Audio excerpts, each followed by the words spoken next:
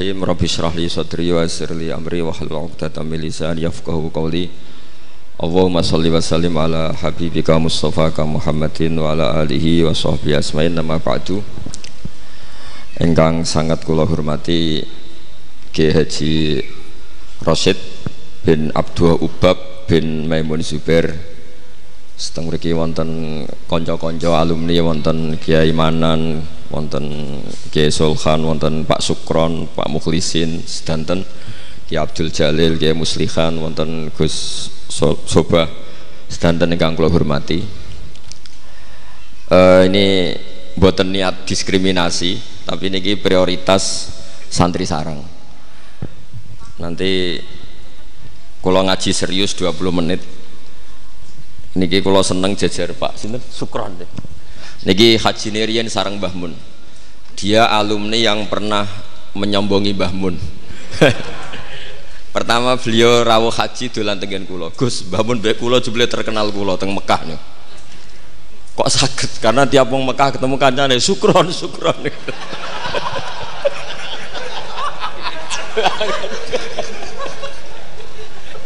Dan itu beliau matur ke Mbah Mun, Mbah kula teng mriki terkenal banget. Kok iso Kron? Tiang-tiang mulai Sukron. Ini alumni yang luar biasa niki. Kakak kelas kula 2 kelas. Nggih. 2 kelas. Niki nggih kanca kula, nggih musuh kula. Tapi nak teng akhirat pun mboten wani musuhi kula, pun benten kelas mungkin. Mergi kula digiring kalian tiang-tiang sing hafal Quran, ya mbake wis sing hafal jurumiyah. Mboten kelas ya, gimana tengah akhiran mboten. Tapi tak goleki Pak Sukron. Nggih. Goleki. Itu goleki mangke. Kula badhe matur serius sekitar 20 menit nggih. Kula suwun ini khususnya alumni, tapi tidak niat diskriminasi, sinten mawon boleh mendengar ini, karena yang tidak alumni pun kula yakin gadah mahabbah teng Mbah Mun. Kula kados Gus Rosid nderek matur nuwun sanget doa jenengan teng Mbah Mun, teng Nyai Mastia, teng Nyai Fahima, teng Gus Kamil, teng sedanten Mas saya sarang. Kenangan-kenangan ingkang sae, ingkang musalsal ila Rasulillah sallallahu alaihi wasallam. Akhir-akhir ini Yai sering maos kitab Maslakut Tanassuk. Niki kula waos langsung halaman 3. Niki wonten Kiai Abdul Manan, wonten Gus Rosid. Niki kula gadah napa nggih? Gadah unek-unek, gadah karep supados apa yang ditanamkan Mbah Mun itu jangan sampai diriwayatkan kilan al-qila wal qol, tapi sampai pada titik mudawan, dibukukan. Saya berkali-kali dapat sanad ini, dan itu tidak hanya saya, semua alumni sarang, bukan hanya alumni Anwar saja, juga semua alumni sarang, karena tergabung di Madrasah Ghazaliyah. Mbah Mun ketika haji tahun 1421 dan 1422 Hijriah niku beliau ngendikan dalam halaman 3 niku, wa qatin toba'a fi qalbi mimma fihi al-atharu thayyibah fi nafsi, maka nafil marrati tsaniyah bima fihi min takhmidil ainain ghamattu fiha ainayya wa qultu la ilaha illallah wa fi akhiril karat Muhammadur Rasulullah. Terus beliau ditalkin dzikir sama Said Muhammad di tahun 1422.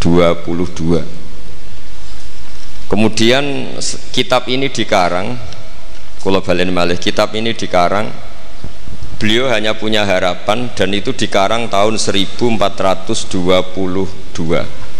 sak sampunipun haji. Beliau wafat 1440.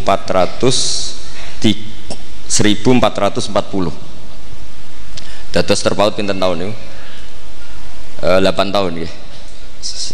Pinten 18 nggih. 18 tahun. Niki kula waos nggih, betapa yang diinginkan beliau itu kesampaian. Dari tahun pinten 1420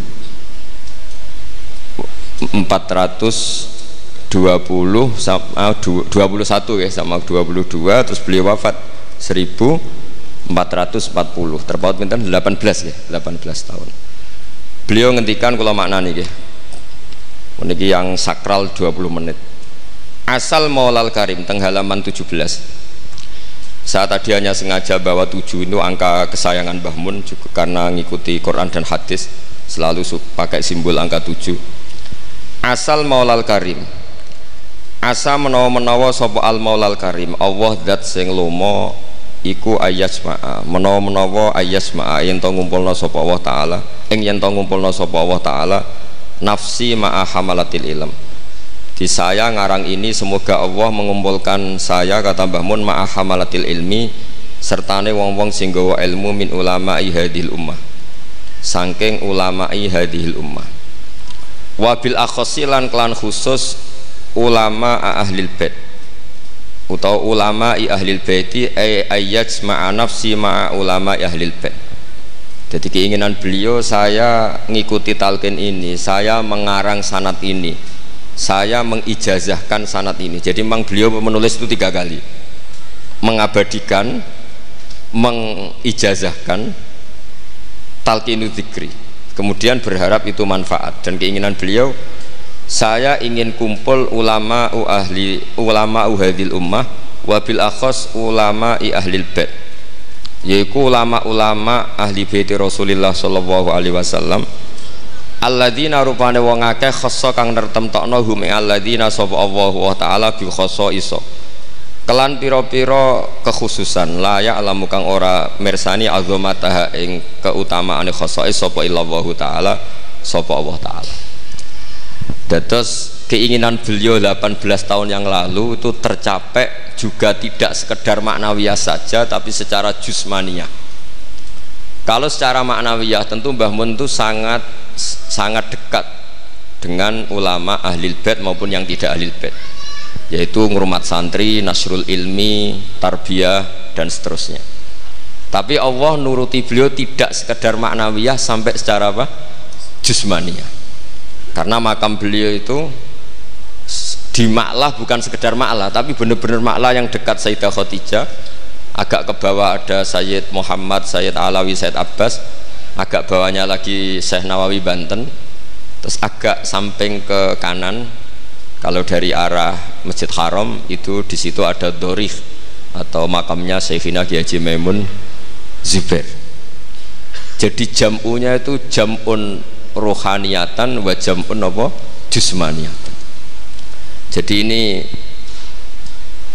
ijazah ini berkali-kali dijazahkan Mbah Mun, tapi mungkin sebagian alumni tidak baca, nanti lo potongannya itu buatan moco. Dan ini kalau bantu, kalau yakin, hakul yakin dan suul yakin, Pak Sukron ini moco lebih niki. Dua ini kitab yang mergi kalau suka nih Pak. Seniki mun innalillahi wa inna ilaihi rajiun. Nang dindi ngaku muridé Mbah Mun ngarang opo bagus. Aku rong tuku jare. Tapi niki penting kula aturaken ulama, saya berkali-kali bilang kenangan dari Rasulullah sallallahu alaihi wasallam itu harus ditulis. Karena hanya dengan ditulis ilmu itu abadi. Enggak boleh riwayat itu hanya berdasar karena kamu hafalan mundobit itu terus tidak nulis, tidak boleh. Kita itu punya pengalaman buruk dan itu eman betul. Gini ku fiqhul Les bin Sa'ad. Al-Les afqahu min Malik, Dewi Imam Syafi'i. Al-Les afqahu min Malik. Illa anna ashabahu dayya'uhu, kata Imam Syafi'i. Lais itu orang paling alim, alimu Misra, faqihu Misra.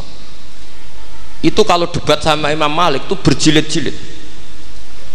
Tapi ashabu Malik itu lebih peduli terhadap pikiran-pikirannya Imam Malik, sementara ashabul Les itu enggak. Sehingga enggak ada madhabnya hilang. Jadi nasib ulama yang madhabnya hilang itu Les bin Sa'ad, kemudian Sufyan bin Uyainah, ini semua gurunya Imam Malik. Sufyan As-Tsauri juga gurunya Imam Malik, gurunya Imam Syafi'i.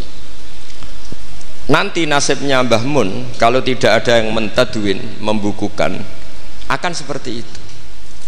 Karena orang akan menafsirkan tidak dengan panduan guru-gurunya ila Rasulullah sallallahu alaihi wasallam. Saya masih ingat ketika ini betapa luar biasanya Mbah Mun tentang tafsir. Seperti yang kita katakan Gus Rosid tadi, Mbah Mun itu putra Mbah Zubair, tapi ngaji sama orang ahli tafsir, ahli Quran, Said Alawi. Sehingga Habib Salim Asy-Syatiri itu punya karangan ya tentang tafsir, namanya An-Nafahat Al-Haramiyah atau Al-Fawaid Asy-Syatiriyah. Kalau gadah kitab sekitar 2 jilid. Mbah Mun itu dulu ngajar kita Faidul Khobir fi ulumil Quran, fi ulumit tafsir. Rian ngajar seminggu 2 kali di MGS. Ini Pak Sukron ya, termasuk alumni MGS, berarti pernah sekolah berapa kali Pak diulang Mbah Mun? Seminggu 2 kali. Jeleng seminggu 2 kali. Khatam. Tak kok khatam gak boleh. Jujur itu baik. Jujur itu baik. Nah, barokahnya mudawan, saya beri contoh satu, betapa resikonya andekan ilmu itu tidak mudawan. Ya kayak Khawarid itu. Khawarid itu orang yang ibadahnya khusyuk, tapi itu kecelakaan bagi sejarah umat. Sampai Nabi ngendikan syarru hadil ummah al Khawarid syarrul khalqi wal khaliqah. Orang Khawarid itu buruk-buruknya makhluk, ini Kak sabda Rasulullah SAW. Karena orang Khawarid itu menganalisis nubuwah itu dengan pikirannya sendiri, bukan dengan pikiran sing mudawan musalsal ila Rasulillah sallallahu alaihi wasallam. Saya beri contoh yang paling gampang. Ketika Nabi Fathu Mekah itu kan corong Jawa kudune kaul itu semangat tawaf. Tapi Nabi unik, semua sahabat itu tawafu mus'atan, semua tawaf secara jalan kaki. Padahal kayak apa kita diusir dari Mekah, kayak apa kita meninggalkan Mekah secara tidak terhormat. Mestinya Fathu Mekah yang diperjuangkan mati-matian itu menjadikan hal yang luar biasa. Dan kita punya kaidah al-ajur bi qadrit ta'ab, bahwa pahala itu sesuai tingkat kesulitan. Tapi Nabi itu unik, semua sahabat itu tawaf jalan, tapi Nabi itu tawaf rakiban. Nabi dengan santainya naik unta, kemudian beliau tawaf. Itu andai kan tidak ditadwin, tidak dibukukan oleh ulama-ulama, termasuk Imam Nawawi yang ngarang Majmu', maka orang Khawarid atau yang sejenisnya, nggak usah diterjemah garis keras atau garis apa nanti sensitif, pokoknya Khawarid dan sejenisnya. Dan itu di Mekah, jadi kamu jangan ngait-ngaitkan dengan Indonesia. Itu mesti menafsirkan kok enak Nabi lengas-lengas numpak unta sing liyane melaku. Tapi barokahnya tafsiran ulama itu dibukukan. Nabi yang saat itu tawaf rakiban, ya, Nabi yang saat itu tawaf secara berkendara itu afdolu mungkin bi alfi fadilatin sampai ila mala nihayatallah daripada yang tawaf masyian. Karena yang tawaf berjalan itu hanya melakukan satu kaidah bahwa al ajru bi qadrit ta'ab. Tapi itu punya resiko fikih jangka panjang. Andai kan Nabi ikut tawaf jalan, maka akan dianggap syarat sahnya tawaf harus berjalan. Dan itu kita kesulitan ketika kita setengah lumpuh, setengah sakit. Lalu kalau kita pakai kursi roda, pakai skuter, dalilnya apa? Barokahnya Nabi tawaf rakiban, maka ada solusi, ada referensi kalau kita tawaf tidak masyian, yaitu dengan cara naik kursi roda dan yang lain-lainnya. Maka ketika Imam Nawawi, maka yang dilakukan Nabi itu fardun alaihi, Nabi melakukan itu harus, karena Nabi harus menjelaskan ke umat bahwa tidak termasuk syarat sahnya tawaf adalah secara berjalan, tapi naik juga boleh. Itu andaikan tidak ditadwin oleh ulama, maka pikiran ini tidak sampai kita, dan kita rodok-rodok Khawarid kok enak Nabi, padahal Nabi pas itu ya sehat. Nah sama ketika Mbah Mun ngersakno Gus Yasin jadi wakil gubernur, juga abahnya Gus Rosid ini Gus Subak kerso jadi DPR RI, Gus Kamil ya ketua DPR Rembang, itu maka menjadi fikih bahwa ulama itu tidak harus berhadapan-hadapan dengan negara. Buktinya orang sekali Mbah Mun putrane diminta disuruh mengkhidmati negara, sehingga harus menjadi tradisi besar bahwa ulama dan umarok tidak harus berbenturan. Bukan masalah menangkal, coba kalau itu tidak ada rawinya, paling golek gaji, paling golek duit, loh itu kan ruwet. Itu tafsiran Khawarid.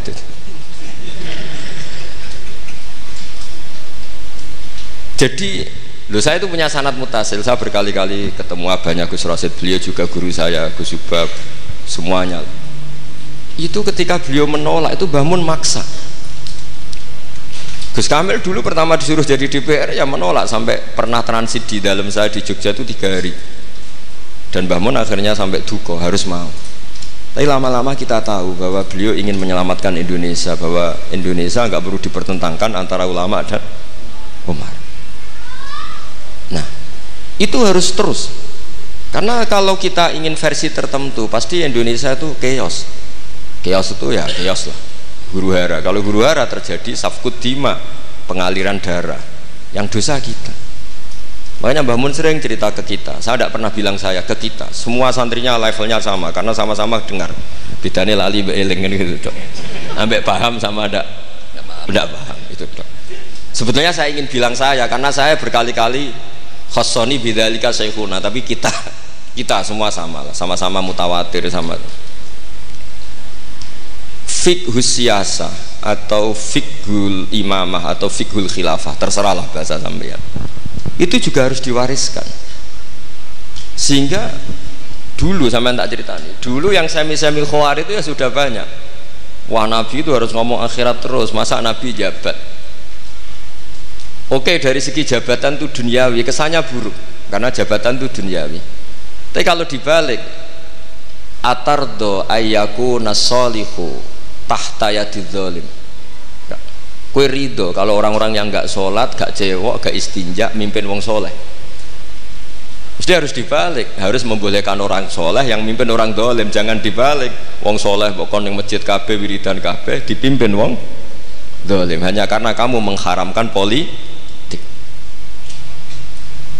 Jadi orang itu harus ngerti. Makanya ketika beberapa nabi itu harus kita tahu, ada nabi yang ngaji terus kayak Nabi Yahya, Nabi Isa. Ada yang nabi yang seumur-umur itu jabat kayak Nabi Dawud, Nabi Sulaiman. Kamu boleh meniru Nabi Dawud, Sulaiman jabat, tapi nggak boleh meniru istrinya 1000. Itu 4 saja masalah kita. Sitok wis kudu pegatan ya gitu, rai-rai gak meyakinkan ini satu aja sudah. Tapi itu tidak saya loh. Jadi sampai Allah menurunkan ayat am yahsuduna nasa ala ma atahumullahu min fadli faqad ataina ala Ibrahim alkitaba wal hikmata wa atainahum mulkan azima. Jadi ada orang-orang soleh yang oleh Allah disebut bahwa mereka itu jabat. Gini ku alu Ibrahim. Ada banyak lah orang-orang soleh yang jabat. Mereka adalah orang-orang yang tak kasih kitab, tak kasih hikmah, tapi ya wa atainahum mulkan azim. Nah, ketika Mbah Hasyim di putra Gus Wahid jabat, dulu Mbah Wahab Hasbuwah di anak Gus Wahib juga jabat. Mbah Mun punya putra Gus Bab, abahnya Gus Rosid dulu ya DPR RI, Gus Yasin wakil gubernur.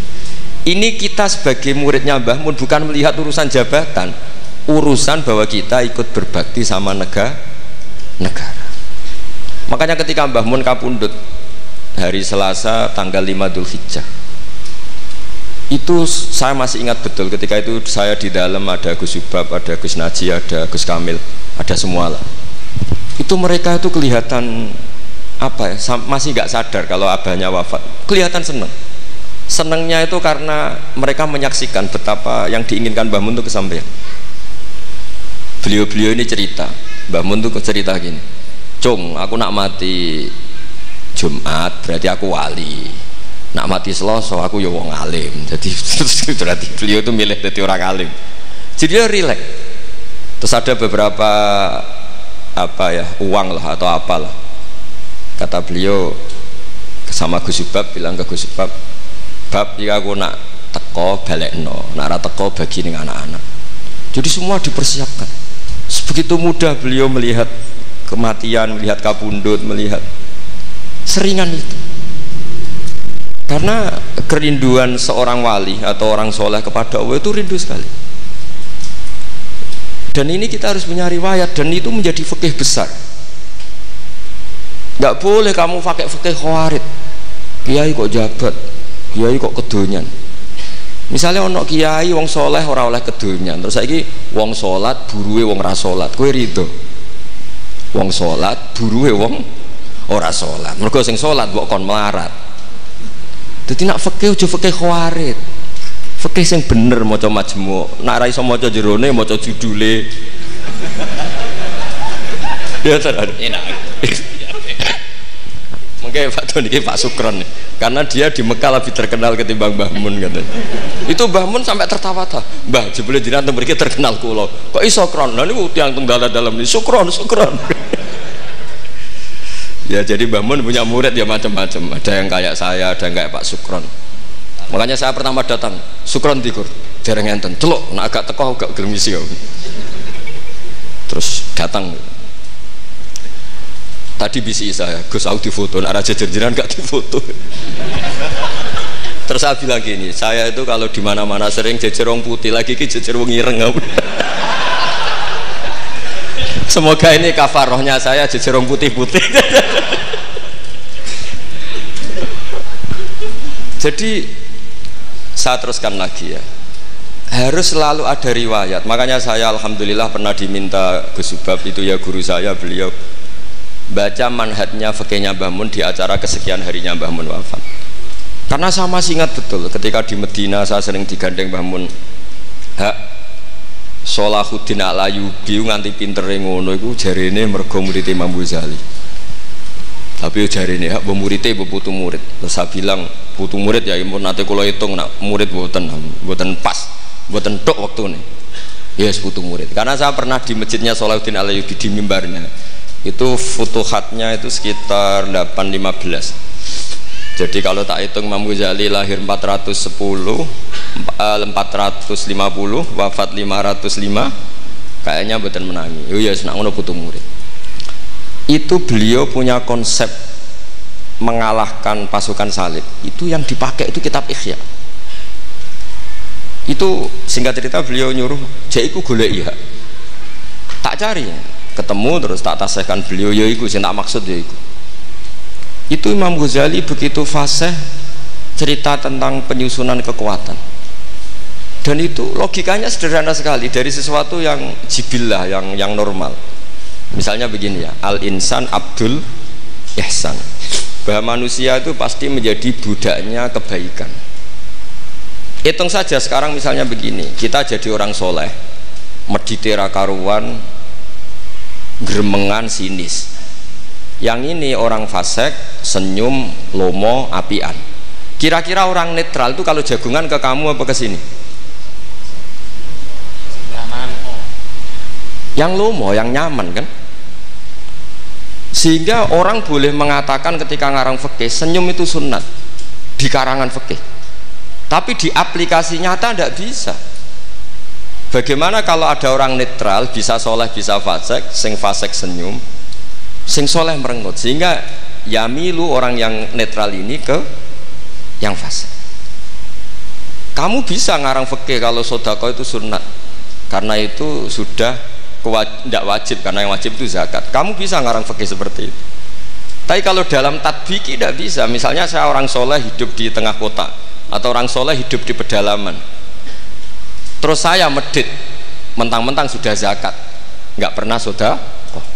Sing wong fasik jor-joran sering nyervis rokok gratis, ngopi gratis. Kira-kira kemana kecenderungan orang itu? Ke yang fasik, karena al-insan abdul ihsan. Nah hal-hal seperti ini tuh yang dikaji Imam Ghazali, kemudian itu menjadi inspirasi Sholahuddin Al-Ayyubi. Kalau dia ingin solid maka harus berbuat baik sama siapa saja, karena itu cara punya kekuatan. Nah kita enggak, kita ini memaksakan kebenaran tapi prosesnya tidak simpati. Makanya kata para mufassir, walaupun tafadzur ghalidal qalbi lan faddu min khaliq, itu kata para mufassir, hada sayyidul khalqi wa hada ahabbul khalqi ila Allah. Ini Rasulullah, orang paling dicintai Allah. Itu saja sekali salah dalam perilaku sosial, itu bayangannya lan faddu min khaliq, orang akan bubar. Padahal ma'anna hadza mu'ayyadun bi ruhil qudus. Padahal Rasulullah itu orang yang diberi kekuatan malakut, kekuatan langit. Itu saja dibayangkan kalau salah secara sosial, lan faddu min haul, orang akan bubar. Apalagi kamu yang keramatnya nggak jelas, hizibe gak mandi, terus salah sosial, istaqabbalallahu minna minkum taqabbal ya karim. Sehingga Mbah Mun itu baik sama siapa saja. termasuk baik sama Megawati, sama apa saja. Bahkan beliau sebelum haji sempat ketemu Megawati, dan beliau sebelum itu ya pernah bilang ke saya, ke kita, aku ketemu Bu Mega dan Indonesia aku damai. Makanya ketika beliau kapundhut Dzulhijjah itu min asyuril hurum, karena al asyurul hurum itu ada 4, Dzulqa'dah, Dzulhijjah, Muharram, Rajab. Beliau kapundhut 5 Dzulhijjah, bulan yang termasuk sakral di Islam. Dan beliau kapundhut 6 Agustus, bulan yang paling nasionalis dalam Indonesia. Jadi Allah memilihkan beliau bukan sekedar tempatnya di Ma'lah, tapi pakai bulan yang paling sakral sesuai konteks masing-masing. Dalam religius Dzulhijjah itu sakral, dalam nasionalis Agustus itu sakral. Kayak apa Allah memilihkan beliau?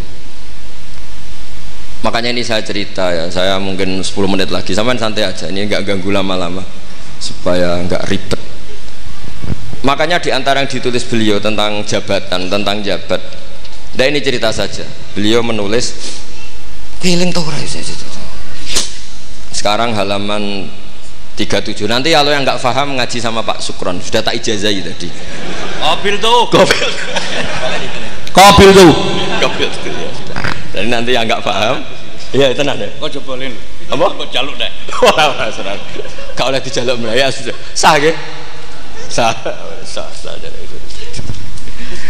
ini konco kula mulai teng sarang ngantos nate bodo-bodo tegen kula tanggal 3 Syawal. Ini Pak Sukron nih, Gus, kowe nek dadi kiai jogeman kaya aku. Tak pikir apa? Ceritanya gini Gus Rosid, dia itu kiai, mungkin kiai debutan.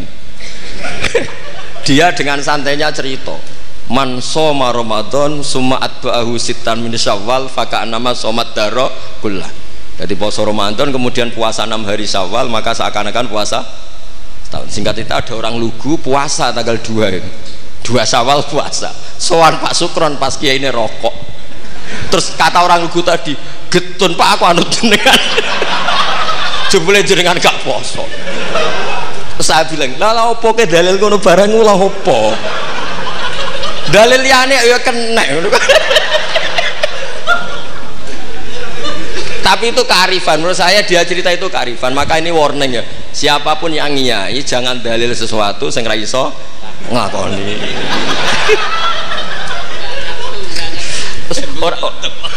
Lho ini ilmiah gak apa-apa. Lho kula lah ora pati wani dalil sing ngoten-ngoten ora wani mergo wong santri sarang bebas ora usah dirakat bebas. Mun ping 6. Nggih, tambah seping 6. Dari bangun setahun buat memang ini didikan sarang yang keterusan. Mbah Mun itu kan mengharamkan santri tirakat. Iya. Santri ora usah tirakat. Santri sarang ora usah tirakat. Mondok sarang tok iku wis tirakat. Lha piye banyune wasin kadang ape ning WC ya iku ning lembak-lembak. Wis banyu asin nggone sesekan ra di duweke wis suwara tenan ngono. Jadi ra usah tirakat iku wis istirahat. Jadi saya ulang lagi ya, al-fiqhu, fikih itu harus mudawwan. Saya yang sudah kecelok alim saja itu sering nggak tahu kalau itu tidak ditulis oleh ulama-ulama kita.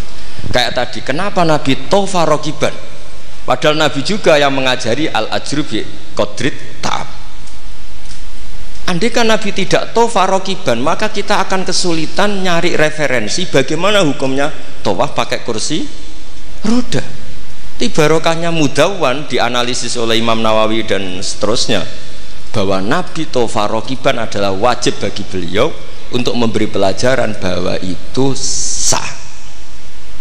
Coba kalau nggak ada penjelasan itu, mungkin orang menduga-duga Nabi ku piye dipek menangi dewi, khawarit sama nanti pikiran. Dan itu harus ada yang mudawwan. Sama seperti Nabi Dawud, Nabi yang jabat, Nabi Sulaiman, Nabi yang jabat, supaya jabatan itu tidak tunafis solahiyah, bahwa jabat itu tidak berlawanan dengan kesolehan. Nyatanya banyak orang soleh yang jabat, tentu yang nggak jabat lebih banyak. Israel tak belo, sekolah Pak Sukron ya soleh tapi buatan jabat, cuma soleh sampai kuat ngantek kapan ya roh. Nah sini yang halaman ini terakhir, masih 7 menit, 37.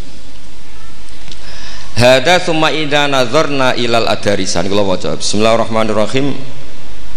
Wal mamlakatani al ukhrayani allatani mazalata qaimataini ilal yaum ani al mamlakatal hasyimiyah al urduniyah wa mamlakatal maghrib tawallahuma al hasaniyuna aidan. Artinya Mbah Mun cerita bahwa banyak orang-orang soleh bahkan min dzurriyyati Rasulullah sallallahu alaihi wasallam dan mereka jabat jadi raja, yaitu pasnya di Maroko adalah rajanya Al Hasani, apa? Hasani. Juga di Ordon di Jordan itu rajanya Al Hasani. Intinya Mbah Mun mau ngendikan kamu jangan anti jabatan. Banyak orang-orang soleh yang jabat, bahkan bukan sekedar soleh tapi itratu Rasulillah al itra at-thahira, itratu Rasulillah sallallahu alaihi wasallam. Ini dan beliau menulis itu. Wal mamlakatani al ukhrayani allatani mazalata qaimatain ilal yaum ani al mamlakatal hasyimiyah al ordoniyah wa mamlakatal maghrib tawallahuma al hasaniyah itu. Hada tsumma idza nadarna ilal adarisah. Adarisah itu Sayyid Idris. Sayyid Idris itu Al Hasani ya. Jadi Al Hasani yang paling populer di Maroko namanya apa? Al Idris. Makanya disebut Adarisah. Yang dzurriyyahnya Al Idris disebut apa? Adarisah. Kayak yang bermadzhab Hambali disebut Hanabilah. Nah, summa idza nazarna ilal adarisa wajadna anna ba'dhum minhum wasalu ila saltanah war riyasa faqad sabaqa an assasa Sayyid Idris bin Abdillah daulatan azimatan fil maghrib wa nudiya bis Sayyid Muhammad As-Sanusi malikan ala Libya. Jadi ini ya saya mau cerita Mbah Mun itu satu khazanah besar, melahirkan murid-murid yang alim alamah ya banyak sekali gak bisa dihitung, melahirkan murid yang bahkan putra yang cakap politik banyak. Siapa yang nggak ngakui alimnya Gus Naji, siapa yang nggak ngakui fleksibelnya Gus Subab di jabatan Gus Kamil, itu nggak bisa terhitung. Makanya ini khazanah besar, tidak usah dibentur-benturkan. Ada yang nekuni alim, ada yang nekuni jabatan, semua itu untuk li'ilain apa? Kalimatillah. Jadi ini nggak ada masalah. Wonten sing kona'ah kok Pak Sukron urip wis meneng ae. Sok urip ngono ae. Tapi tadi sudah tak ijazahin. Nanti pokoknya ini kalau nggak paham tanya Pak Sukron. Pun assalamualaikum warahmatullahi wabarakatuh.